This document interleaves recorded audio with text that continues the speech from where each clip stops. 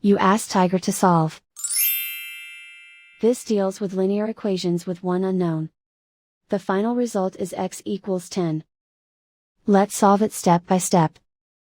Group all x terms on the left side of the equation. Subtract 2x from both sides. Simplify the arithmetic. Group like terms. Simplify the arithmetic.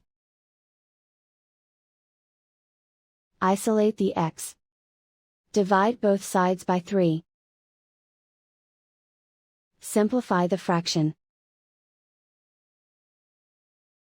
Find the greatest common factor of the numerator and denominator.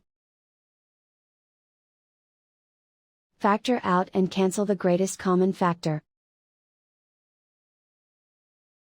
And so the final result is x equals 10.